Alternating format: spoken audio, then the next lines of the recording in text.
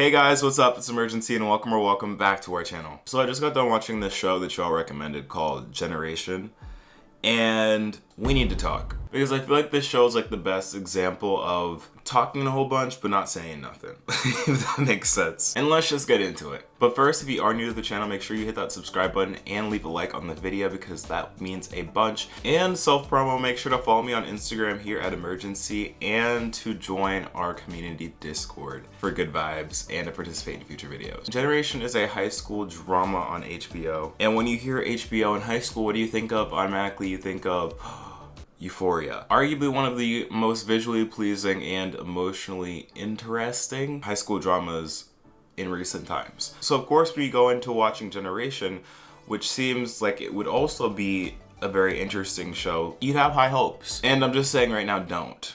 Don't do it. Let me just give a synopsis really quick. Generation is a show that takes place in what I believe is California. The way that this story really unfolds is that it tells itself backwards. Like you start off in the present and then each episode is a different chronicle of the past, which leads up to the end moment. And I'll express my opinions on that a little bit later, but just keep that in the back of your mind. I guess like the main five in this show that get the most screen time are Chester, Riley, Greta, Nathan, and Naomi. Each of these characters have their own like subplot, but what I find really interesting is that you walk away at the end of the season still not knowing much about any of them. I feel like that's one of the first problems about this show. In my opinion, it was just really hard to connect with anybody just because the show juggled so many characters and tried to squeeze in a lot of plot points, character development, like drama that really did not need to be there. All in the span of 8 episodes. Well, I guess like 7 episodes because finale, we'll get there. The show doesn't really have a main character, but I feel like the main character of the show would definitely be Chester. He definitely has the most fleshed out story out of anyone in the show. He actually goes through something and sees like the repercussions of his actions, which you can't really say the same for everybody in the show. Personally, I actually really like Chester as a character.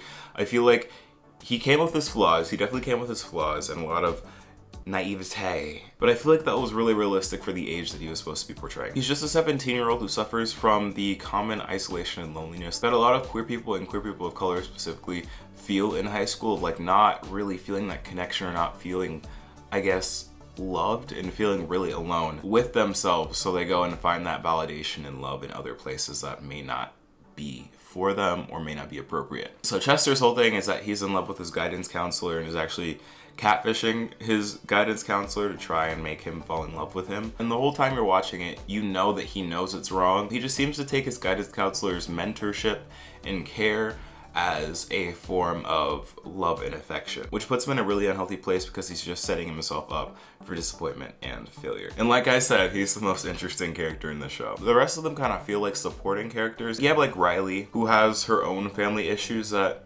they never really get too deep into. I guess she's trying to navigate her own sexuality and boundaries with how she wants to be because she has this girl Greta who she's obviously interested in, but gets severely thrown off when Greta calls her out. And Riley and Greta's relationship is just really angsty and dramatic. That's like really the extent of her character. You have like Nathan, who is really Nathan's really funny because he exudes like side character energy. Like he is obsessed with Chester and wants to convince himself that he's not, so then he goes and dates his twin sister's best friend directly after he gets with that same sister's ex-boyfriend. So it's really just like, what are you doing? Like Nathan is really doing the most to just be a side character. Like, know your role. And then the last character worth mentioning is Delilah, who literally for most of the show is irrelevant and should have been like a supporting character, but they dedicate the entire series to her because, spoiler alert, she gets pregnant and has a baby in a mall bathroom and suddenly we're supposed to care. Before I dig into this show, I want to talk about some of the good things because there actually were some good gems in this show. The first good thing that I can say is that the show understood the assignment when it came to Gen Z. The show is called Generation because it's supposed to really portray like the life and times of like a Gen Z high schooler. I feel like it was kind of accurate. They got the references. They really encapsulated the energy of like, with its care for a lot of social issues, the seemingly pointlessness of growing old since the world is going to be dying soon, and just like the general carefreeness and life aspirations. Also, another thing I feel like they did well is that they didn't do like the traditional entertainment industry thing with Gen Z where they appropriate like different things with Gen Z culture. Like specifically what I'm talking about is like that SNL skit where they're basically just using AAVE and repackaging it as like Gen Z language when that's not what that is. But they did a good job of avoiding that. So kudos to them. And to that I say, okay, you got it. You may have made it a little bit more dramatic, a little bit more angsty than we would have liked, but let's be honest here. Let's be honest. We as Gen Z are a little angsty. We do get a little angsty. We do get a little dramatic from time to time. I know we like to believe that we're those bitches and that we can do no wrong, but we do be kind of dramatic sometimes. The next thing that I thought was pretty good that the show did well was its representation. I feel like I wouldn't say it was necessarily diverse cast. It just seemed very open. I've never really seen a show that really crossed boundaries like that. Like the whole first half of the first episode is about deconstructing Chester's like style and how he tends to dress more feminine and flamboyantly than what society really dictates for a man. Being perfectly honest, that could just be me like reading into it because it I don't know if they actually went that deep into it. And I guess this is gonna sound kind of shady, but I feel like the next good thing about it was that it was so short. Like it was 8 30-minute episodes, and I feel like that was good. I couldn't have done it anymore. Respectfully. Those are all the good things that I have to say about this show. Now let's commence onto the things that I feel the show could have done better, in my opinion. The first thing definitely has to do with the plot. I know I said I'd talk about it later, but it is now officially later. Like, the way that they structure the plot makes no sense, in my opinion. How they structured it, they try to do like a whole Grand Army type beat. How each episode kind of built up to the finale in like a backwards kind of way, where the finale was shown in bits at the beginning of every episode. That was just confusing because I really didn't know why I should care each time that it was shown.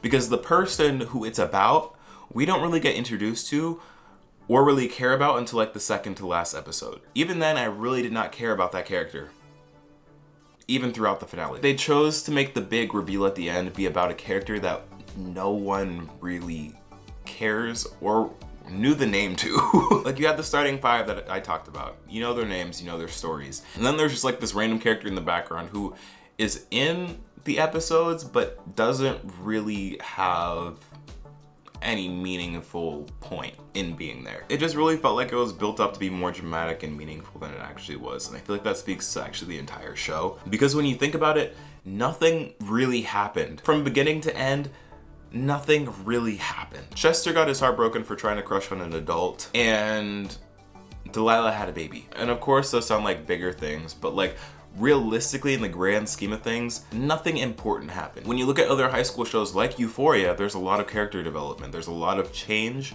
and the characters from when they start to when they end are drastically different people. But when you look at this show, it just seems like nothing is really happening and they're just manufacturing drama just to be categorized under like the drama category on HBO. Like, and I keep bringing up this Euphoria comparison because it feels like Generation is trying to be like the next Euphoria. And you can like tell in like their pilot episode and the episode after that, like some of the scenes were similar. I'm not sure if like the same people that worked on Euphoria also had their hand in Generation, but some of the scenes, like specifically like the water scene where Chester is saving Nathan, is real similar to like the underwater scene between Rue and Jules. And just like the whole I'm so cool, I don't care about anything, I'm like so edgy vibe that you're getting from the show doesn't really match up with the same kind of angsty, more, I guess, mature in a certain sense vibes that Euphoria gives. It's just really clear as day that they're trying to have like a similar vibe. And that's just really what bothers me. Like, don't get me wrong, it was really entertaining to watch, but it just felt like there was like no stakes. And I was just mostly confused the whole time as to what was happening.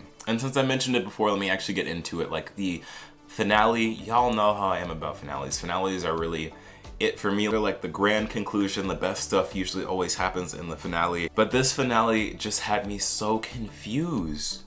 It had me so confused. Like literally the whole episode is split between 2 parts. It's between Delilah having her baby, then giving away her baby, and Chester seemingly recovering from his heartbreak. And both of those things just seemed so cringy and made no sense. It had zero impact. I really can't emphasize this enough. I'm sorry, at this point it's just a rant. So the scene that really got me was this girl has a baby. They don't tell any adult that she has the baby. For one, she ate raw fish while she was pregnant. For 2, I believe that she was drinking while she was pregnant and she still had this baby. Didn't know she was pregnant. Had it in a mall bathroom. They didn't tell anybody. Right before they're about to hand the baby off to the fire station, each and every person that they were with decided to give the baby a gift. And I'm just thinking, like, in real life, Would that happen? I can't imagine these people are super close. Like, they went on one field trip together. I can't imagine that they're that close, where each of them goes and gives this baby some things that it probably will not ever use or will keep, to be quite honest. And also, side note, it was kind of funny how each person gave the baby a gift and then Riley was just there and just took a picture of the baby. But the whole time while it was happening, it was like, why am I watching this? Like, literally, why am I watching this? What is the point in this? Like, I feel like the story could have went in a lot of different directions, but this was not one of the better options. It definitely was not a strong ending because both the baby's parents were supporting characters. Like, neither one of them were one of the characters that we were supposed to really care about throughout the show. They were both really kept to the sidelines, so it was really interesting that they decided for the big finale that those two were gonna be the ones that we were supposed to like spend time focusing on. And then pivoting from that to like the whole Chester situation, like the ending where Chester's like really sad and broken up for being rejected by his guidance counselor, his reaction is understandable to a certain extent, simply because it's just reaffirming that like isolation and rejection that he's felt in the past, which, okay, gotcha, understood. But it's the way that the whole school came together to try and cheer him up that just made me be like, what? Like, I know he'd walk through the school like it was a runway, but it doesn't make sense that all these people would support him like that. Like, it doesn't make sense that they'd ride for him that hard just because they noticed he was having an off day. Like, no one knows the situation of what happened. And that's what kills me. Like, no one knows the situation that's happening. They just see that Chester's having an off day. And because he is having an off day, the entire school decides to be like, oh, shirts off for Chester, oh. In what world does that happen? Like none of these characters have any motivation to be acting the way that they're acting. And that's what really gets me, because it just doesn't make sense. Like, this entire show makes zero sense. It just really lacks any form of, I guess, integrity. It just really feels like HBO executives saw the success with Euphoria and just tried to copy and paste that template to try and make another hit without actually putting in any of the time and effort that made Euphoria such a hit. But I don't know. I just want to say as like a last remark that I mean no disrespect to any of the actors. The actors did sell their roles very well. It's just the story overall that really just brings down the quality of the show. This would actually be one of the first shows that I've reviewed here that I would not recommend for people. All right, I know what I just said. However, I would like to retract my statement because I've done a little bit of thinking, and you know what? I actually think I think y'all should give it a try, give it a whirl, and get back to me.